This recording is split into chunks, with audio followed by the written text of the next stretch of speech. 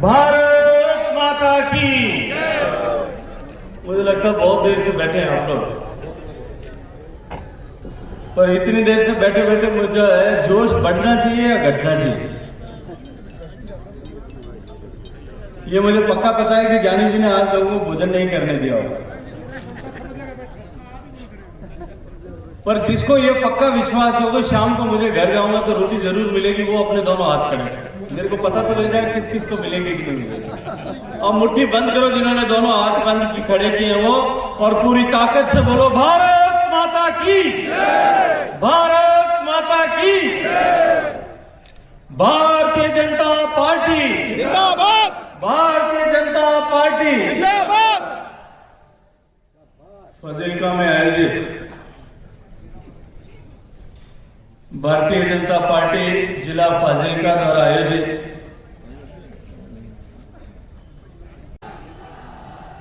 इस बैठक में मंच पर उपस्थित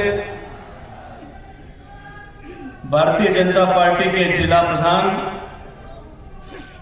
आदरणीय राकेश जूड़िया जी, मंच पर विराजमान भारतीय जनता पार्टी के वरिष्ठ नेता आदरणीय सुरजीत जानी जी, पंजाब सरकार के पंजाब विधानसभा के सदस्य, भारतीय जनता पार्टी के वरिष्ठ नेता आदरणीय अरुण नारंग जी,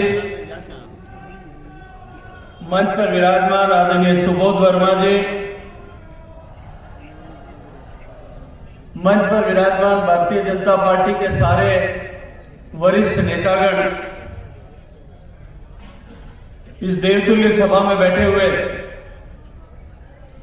अभी हाल ही में भारतीय जनता पार्टी के परिवार में सम्मिलित हुए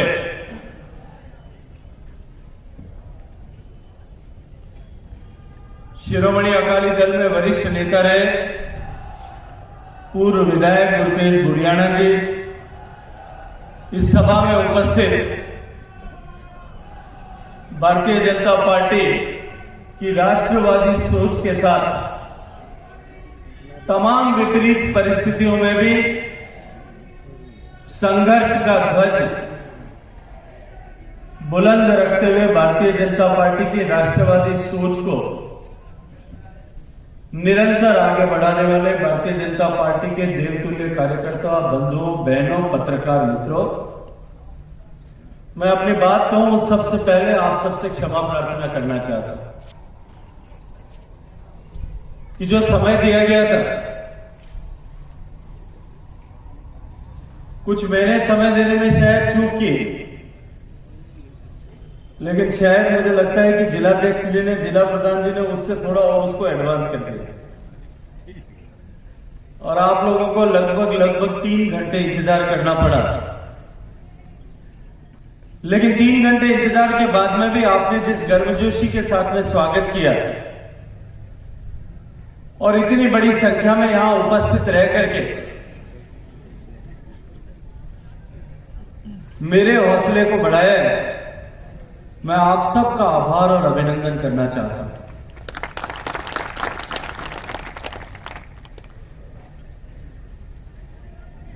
मुझे लगता है कि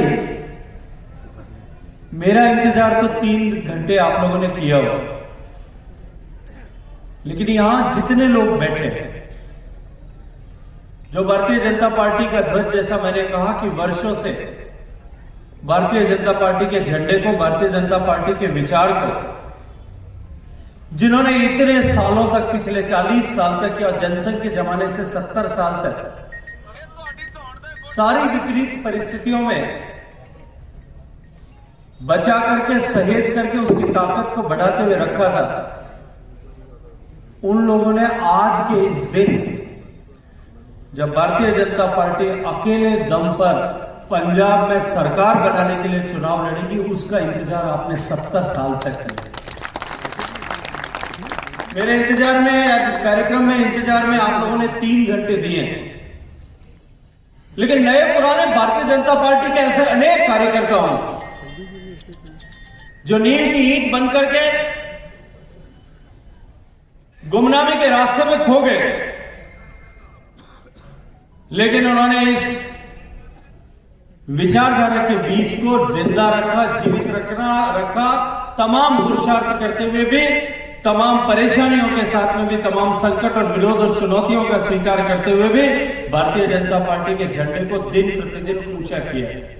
मैं आज सारे नए पुराने कार्यकर्ताओं का सम्मान करना चाहता हूं, उन सबका भी अभिनंदन करना चाहता हूं।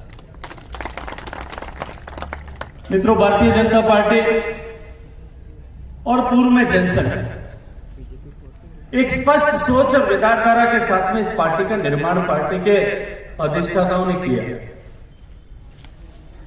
लक्ष्य तय था कि हम सर्वशक्तिशाली, संपन्न, समृद्ध ऐसा भारत का निर्माण करेंगे और उसका मार्ग भी उन्होंने तय किया कि सामान्य मानवीय के जीवन में परिवर्तन लाते हुए, या हम जो भारतीय जनता पार्टी के लोग जिस भाषा में बात करते हैं, जिन शब्दों में हमेशा चर्चा करते हैं कि समाज में अंतिम पंक्ति में खड़े हुए व्यक्ति के जीवन में रोशनी करते हुए हम देश को ताकतवर बनाएंगे, समाज को ताकतवर बनाएंगे और अंततः अपने लक्ष्य को प्राप्त करेंगे। 70 साल से भारतीय जनता पार्टी या पूर्ववर्ती जनसंघ के विचार के साथ काम करने वाले लोगों ने धीरे धीरे संघर्ष करते हुए आज इस मुकाम पर पार्टी को पहुंचाने में कामयाबी प्राप्त की है। आज हमारा भारतीय जनता पार्टी का कुनबा देश की सबसे बड़ी, देश की नहीं दुनिया की सबसे बड़ी पॉलिटिकल पार्टी, और निश्चित रूप से हम सब सौभाग्यशाली कि ईश्वर की कृपा से आज हमें एक ऐसा नेतृत्व प्राप्त हुआ है जो नेतृत्व न केवल भारत का अपितु विश्व भर का सबसे लोकप्रिय नेता के रूप में लगातार पिछले कई वर्षों से उसको माना जा रहा है, पहचाना जा रहा है, चिन्हित किया जा रहा है। पहले बार जब भारतीय जनता पार्टी की स्थापना हुई थी जनसंघ के जमाने में, उस समय भी जो विषय भारतीय जनसंघ के मनीषियों ने उस समय भी जो विषय रखे थे, देश के सामने जिन चुनौतियों को समझते हुए, उन जिन चुनौतियों को स्वीकार करते हुए इस दल की स्थापना की थी, आज हम भारतीय जनता पार्टी के कार्यकर्ता अपने आप को गौरवशाली महसूस कर सकते हैं, मान सकते हैं कि उन सारे बड़े लक्ष्यों को प्राप्त करने का काम आप सबके द्वारा चुनी हुई भारतीय जनता पार्टी की सरकार में, नरेंद्र मोदी जी की सरकार ने किया। जो चर्चा हम वर्षों से करते थे कि हम धारा 370 को हटाएंगे, हम राम मंदिर बनाएंगे, हम समान नागरिक कानून लेकर के आएंगे, इन सारे विषयों का समाधान यदि किसी एक सरकार ने किया है तो वो आपके द्वारा बनाई हुई और इतने वर्षों की आपकी तपस्या को सफल करने का काम यदि किया है तो वो नरेंद्र मोदी जी की सरकार ने किया। और इसके अतिरिक्त भी जो लक्ष्य थे, इस लक्ष्य को तय करने के लिए, इस लक्ष्य को प्राप्त करने के लिए जो मार्ग था कि हम साधारण मानवीय के जीवन में परिवर्तन लाने के लिए काम करेंगे। भारतीय जनता पार्टी की, नरेंद्र मोदी जी की सरकार ने गवर्नेंस की नई परिभाषा देते हुए दिन प्रतिदिन ऐसे अनेक योजनाओं के माध्यम से गरीब के घर में सवेरा करना, गरीब के घर में रोशनी करने का काम किया। आज जब पूरा विश्व कोरोना की आपदा से ग्रसित था, भारत में कोरोना फैलने के बाद में भारत के सामने किस तरह की चुनौतियां आने वाली है, इसको लेकर के सब सारा देश चिंतित था, विश्व चिंतित था। कोरोना के इस युद्ध में भी हम सब गौरवशाली हैं कि भारत की सरकार ने आदरणीय नरेंद्र मोदी जी के नेतृत्व में जिस तरह से फैसले किए, लोगों की जान को बचाने के लिए और जहान को बचाने के लिए जिस तरह के फैसले किए, आज पूरे विश्व भर के सामने भारत एक रोल मॉडल के रूप में खड़ा हुआ है। आज पूरा विश्व इस बात को स्वीकार कर रहा है कि भारत ने जो है जिस तरह से कोरोना का सामना किया वो पूरी दुनिया के सामने एक नजीर बन गई।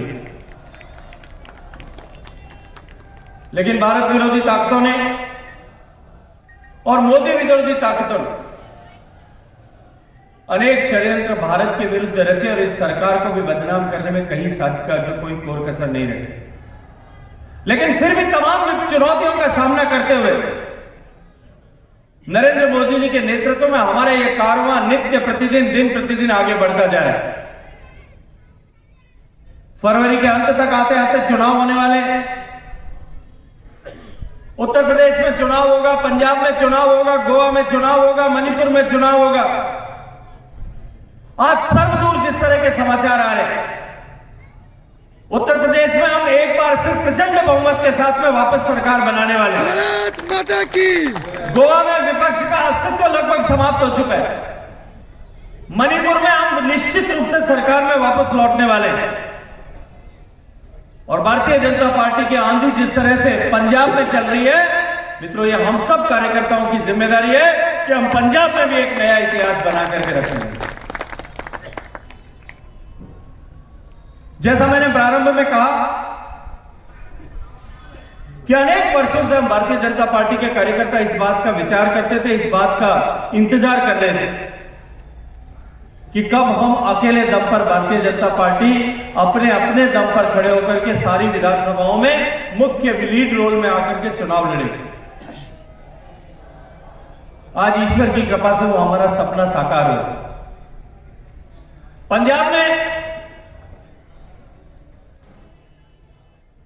जो समाज का विघटन न हो, हिंदू और सिख के बीच में एकता बनी रहे। आतंकवाद के समय में इस समन्वय को, इस एकता को जिस तरह से खराब करने के प्रयास हुए थे,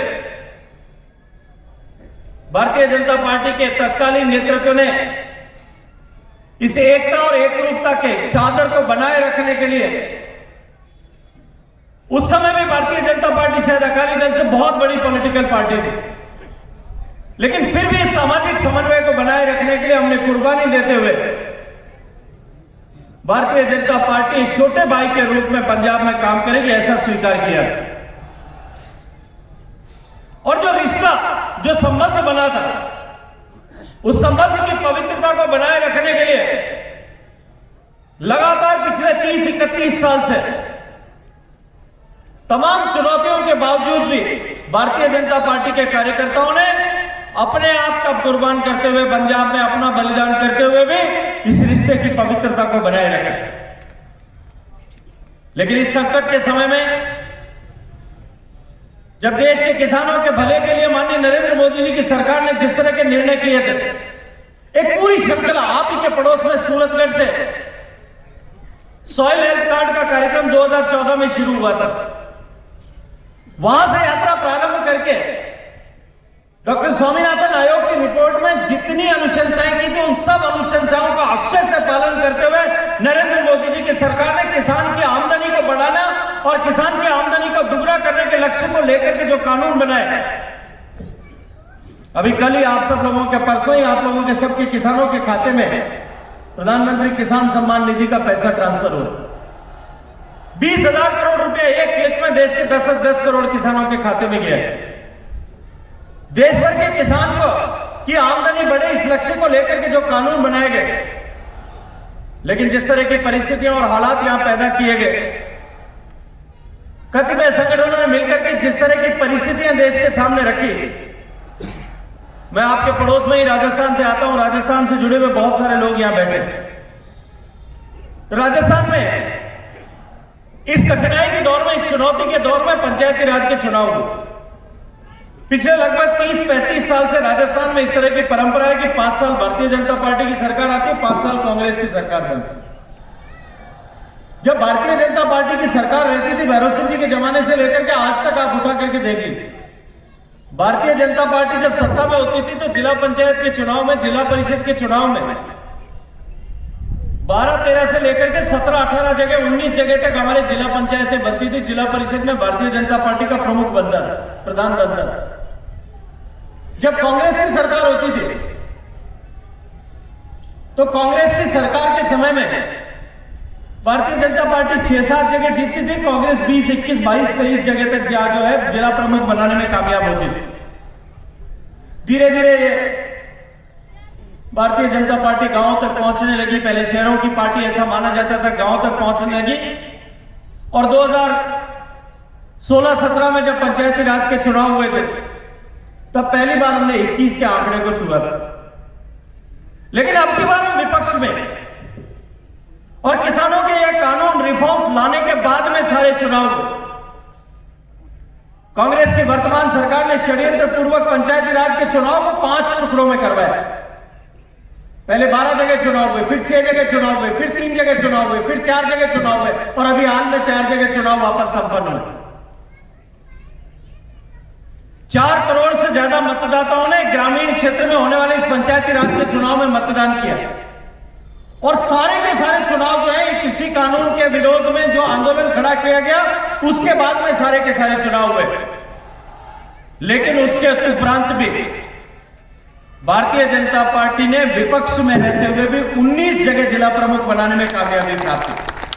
और मैं ये आपके सामने इसलिए कहना चाहता हूं कि परिस्थितियां पूरे देश में एक जैसी नहीं थी, लेकिन फिर भी उसके बाद में भी एकाधिक राज्य में जिस तरह की चुनौतियां कुछ लोगों ने मिलकर के खड़ी की थी, देश के प्रधानमंत्री ने पंजाब सीमावर्ती प्रदेश है, इसके सीमावर्ती प्रदेश होने के महत्व को समझते हुए, किसान की भावना को समझते हुए और जो नारा उन्होंने दिया था कि सबका विकास सबका विश्वास, इस नारे का सम्मान करते हुए कि हम सबको विश्वास में लेकर के सबके विकास के लिए काम करेंगे, उन्होंने गुरु पर्व के दिन, पवित्र दिन, देश के किसानों से माफी मांगते हुए कि मैंने किसानों के हित में कानून बनाए थे और देश के हित में उन कानूनों को वापस ले रहा हूं, माफी मांगते हुए कि मैं शायद आप लोगों को समझा नहीं पाया कि मैं आपका भला करना चाहता हूं, उन किसानों के कानूनों को वापस ले। लेकिन पवित्र भाव से किया हुआ निर्णय का परिणाम क्या होता है? उस दिन से लेकर के आज लगभग 2 महीने का समय बीतने वाला और इस 2 महीने के कालखंड में भारतीय जनता पार्टी का ग्राफ जिस तरह से ऊपर बढ़ा है, ये गुड़ियाना जी भारतीय जनता पार्टी के परिवार में आए, इतने पुराने नेता हैं, अनायास तो चल करके शायद नहीं आए हों, या अभी हमारे परिवार में जो लोग सम्मिलित हुए, अभी हमने ज्वाइनिंग का कार्यक्रम किया है, ये सब लोग भी शायद अनायास चल करके नहीं आए। अनेक लोग बड़े बड़े नेता, पार्टी के मंत्री रहे हुए, 4-4, 5-5 बार विधायक रहे हुए लोग जो भारतीय जनता पार्टी के परिवार में सम्मिलित हो रहे हैं, वो सब अनायास सम्मिलित नहीं हो रहे। वो सब ये जानते हुए कि पंजाब में अगर भविष्य किसी का है तो वो भारतीय जनता पार्टी का है और पंजाब का भविष्य अगर कोई बना सकता है तो भारतीय जनता पार्टी बना सकती है। अब पंजाब की क्या हालत, वो पंजाब जिसकी कल्पना करते ही समृद्धि की, खुशहाली की का एक चित्र सामने आता है। मुझे याद है बचपन में पंजाब की झांकी अगर दिखाई जाती थी तो गिद्दा डालते हुए महिलाएं, भांगड़ा करते हुए लोग ऐसे दिखाई देते थे। सिनेमा में भी अगर पंजाब का दृश्य दिखाया जाता था तो खुशहाल पंजाब का दृश्य दिखाया जाता। वो पंजाब जो आर्थिक दृष्टि से देश के राज्यों की पंक्ति में 1980 के दशक में 80-81 तक 1 नंबर पायदान पर होता था।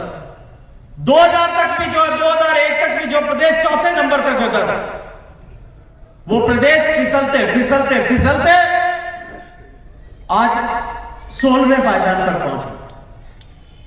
और जीडीपी ग्रोथ की दृष्टि से अगर हम देखें तो वो पंजाब आज 33 राज्यों की सूची में 32वें नंबर पर पहुंचा। इसके नीचे केवल एक मणिपुर है। पंजाब में जो है लगभग 4 लाख करोड़ का कर्जा पंजाब के ऊपर। आज 2 करोड़ लोगों की जनसंख्या का पंजाब, 4 लाख करोड़ का कर्जा। हर पैदा होने वाले बच्चे के सर पर कितना कर्जा है, उस कर्जे का जिम्मेदार कौन लोग हैं, और उस कर्जे की समस्या का समाधान करके पंजाब को वापस खुशहाल अगर कोई बना सकता है तो भारतीय जनता पार्टी बना सकती है। देश की समस्याओं का, देश की इन चुनौतियों का, देश के बिगड़ते हुए आर्थिक हालात का,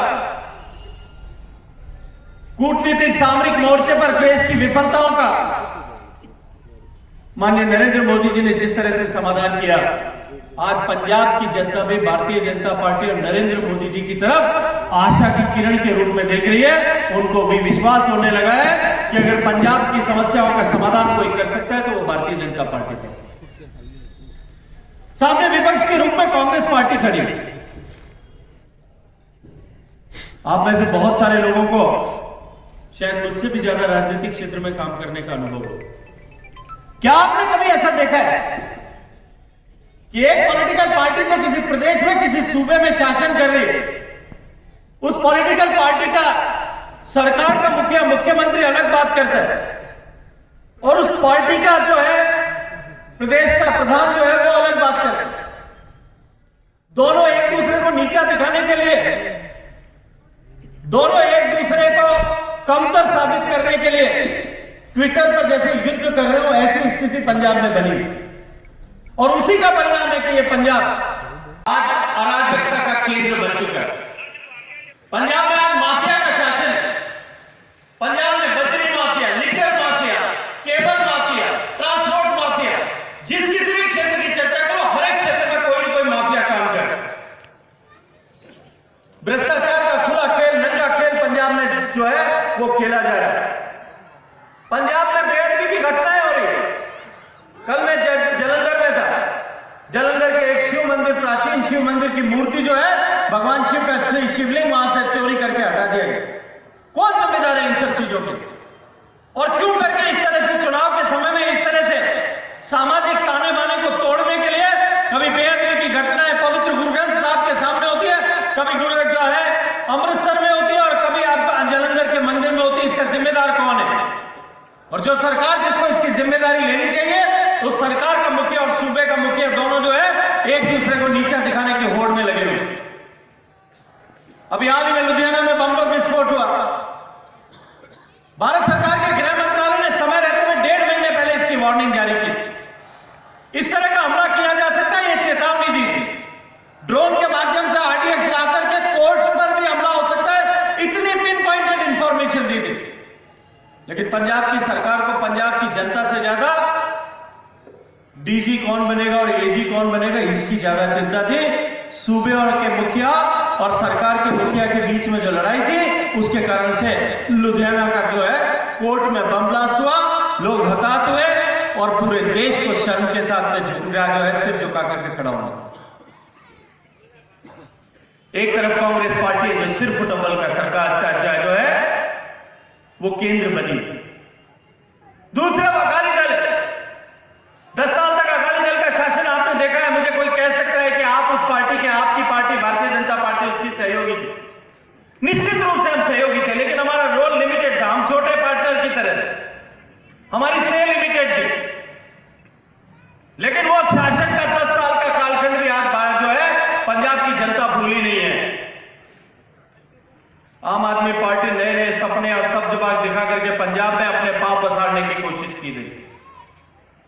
लेकिन मैं आग्रह करूंगा कि आम आदमी पार्टी की चर्चा करने से पहले भी दिल्ली में जाकर के इनके फरेब, इनके झूठ को और दिल्ली की हकीकत को देखना चाहिए।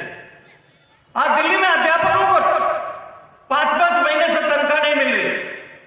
नगर पालिका के कर्मचारियों को 4 महीने से तनख्वाह नहीं मिल पाई। 13,000 करोड़ रुपया नगर निगम का, दिल्ली के दोनों MCD का, दिल्ली की सरकार, केजरीवाल सरकार रोक करके बैठी है और उस पैसे से यहां पर एडवर्टीजमेंट करके दिल्ली की जनता के टैक्स के पैसे को इस तरह से बहाया जा रहा है। वो ईमानदारी का चौगा पहनने वाले लोग जो पार्टी विद डिफरेंस की बात करते थे, मैं पूछना चाहता हूं कि पंजाब की जनता को यह जानने का अधिकार है कि ये एडवर्टीजमेंट पर पैसा आपके पास में कहां से आ रहा है, किस सोर्स से आ रहा है, इसका खुलासा करना चाहिए।